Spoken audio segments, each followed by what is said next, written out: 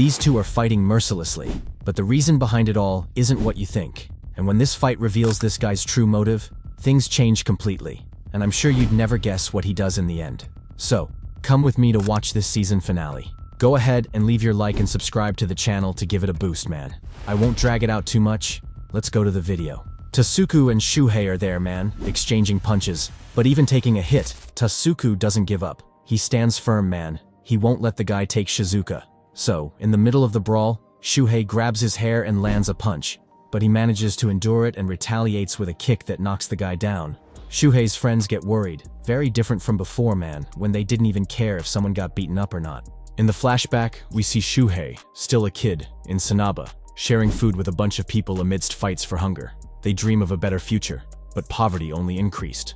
Without any hope, he gathers his friends to form a mercenary group, using the number of members as an advantage to earn money and share it among everyone. The plan works, and life even gets a little better. They do this so that no one else goes hungry. His motive is even fair, but man, the way they do it is completely distorted, you know?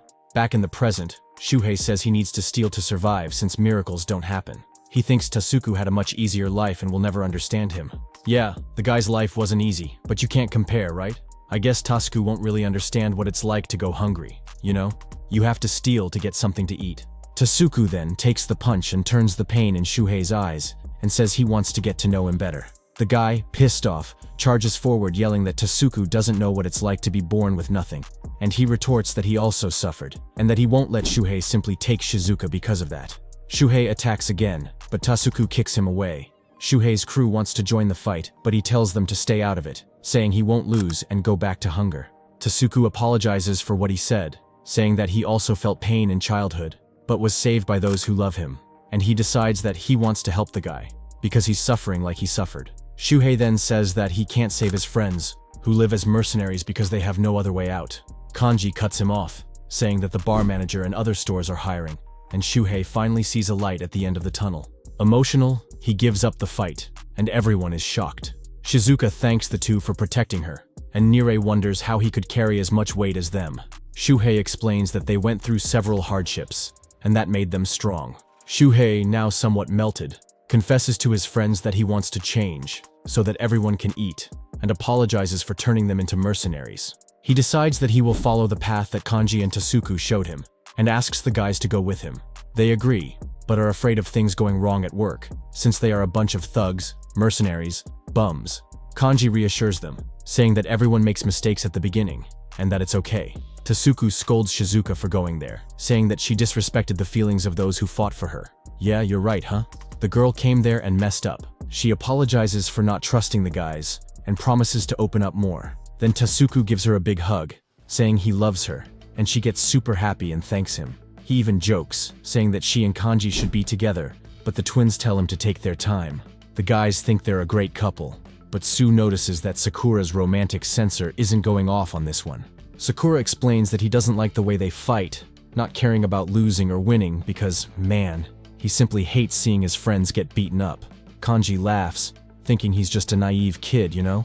But he tells him not to give up on that idea. Try to make it a reality. Shuhei then apologizes and is excited to work with Kanji, promising to take responsibility for his friends. But Kanji is still worried, because the guy who hired Gravel to get Shizuka is still out there. But Shuhei swears he'll fix it. And that's when that crazy guy with the strange tattoos who was at Kiel appears. Seeing that Shuhei failed, he says he has a plan against Furin.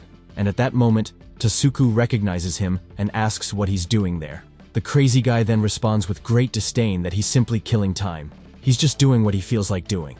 Crazy. This kid is the devil, man. This brother is just messing around, man. He sent a gang of mercenaries to a district, almost destroyed the entire neighborhood because of a girl. You're crazy, son. Don't mess around. Sakura is weirded out by the fact that Tasuku knows the tattooed guy, and the guy just jumps off the roof to get down, as if it were absolutely nothing. But the truth is that when he lands, he gets hurt, confessing that he never jumped from the second floor. Sakura thinks he's joking, but feels a somewhat sinister vibe from this guy. Everyone prepares to face him, who warns that despite knowing him now, he's not afraid of a fight. Shuhei asks to speak with him alone.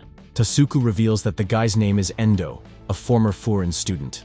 Nire and Suu recognize him as a legend of the place. Endo explains that he left Furin after a year, and Sakura wants to beat him up for hiring Shuhei to kidnap Shizuka. Endo confesses that he saw Sakura fighting Keel, but thinks his friends are hindering his potential, and suggests he leave Furin. Nirei gets pissed off saying that Endo doesn't know Sakura at all, and the guys advance, but he simply dodges with the greatest ease in the world. Sakura enters the fight and pushes Endo, who clarifies that he's not messing around, but thinks Sakura is wasting talent because of his little friends. And Sakura tells him straight, telling him to shut up and that he decides where he belongs. Endo threatens to beat him up before leaving, but Shuhei asks him to stop, taking the blame for the trouble, since Endo only appeared after his mission failed. The guy laughs and thinks Shuhei is pathetic, but agrees to stop. For some reason, he thinks it will be more fun that way. He says he works for an old man, and plans to threaten the guy to protect Shizuka. Kanji is suspicious, but Tasuku says that Endo is completely unpredictable. Yeah, the out-of-the-box sociopath, right? Go figure. Sakura tries to go after him when he's leaving, but he simply crushes Sakura and calls him a kid. Tasuku then asks him to stay in his lane, reminding him that he's just a Furin freshman.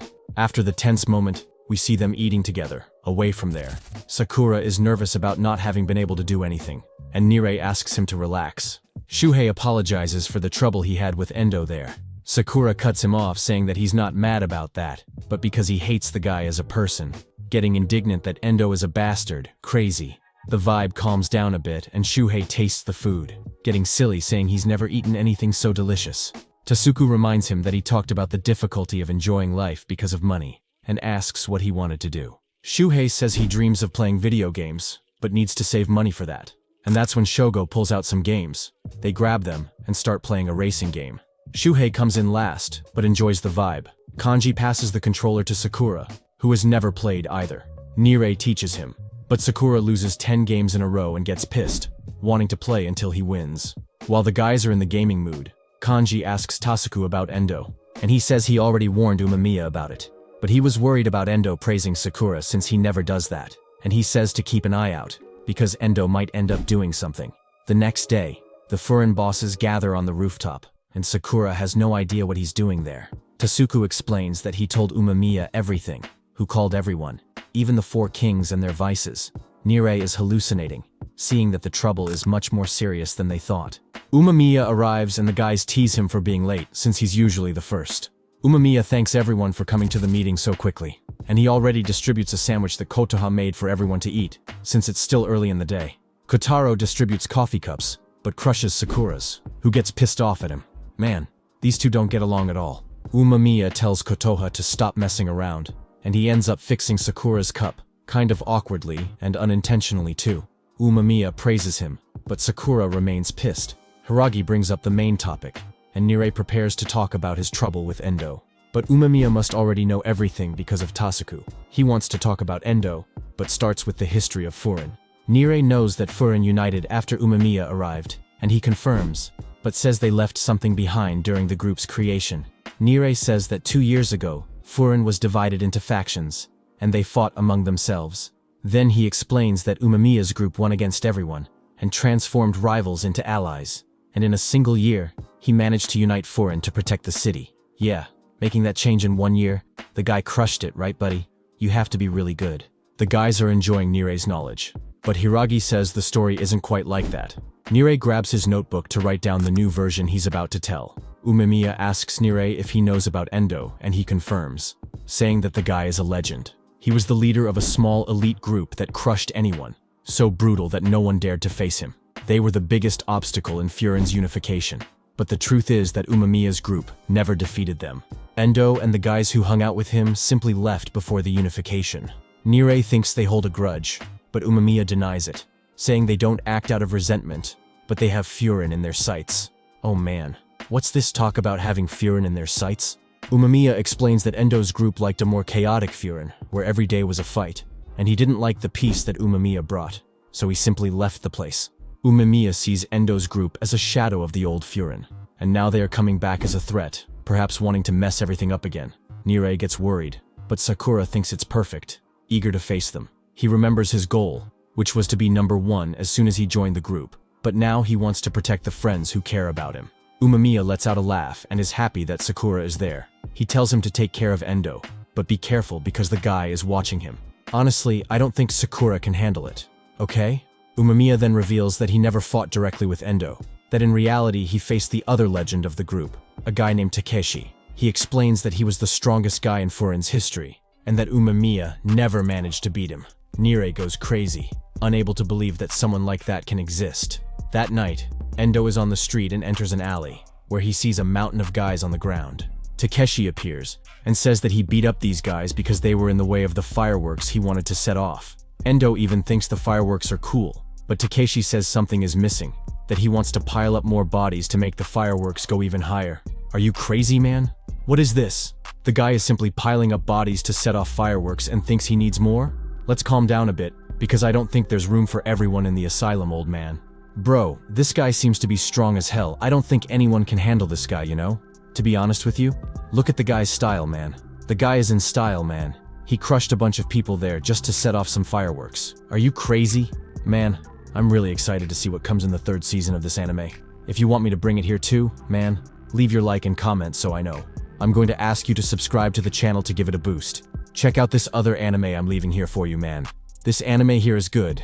If you haven't seen it, go check it out. I'm signing off here and I'll see you in the next anime. Talk to you later, my man.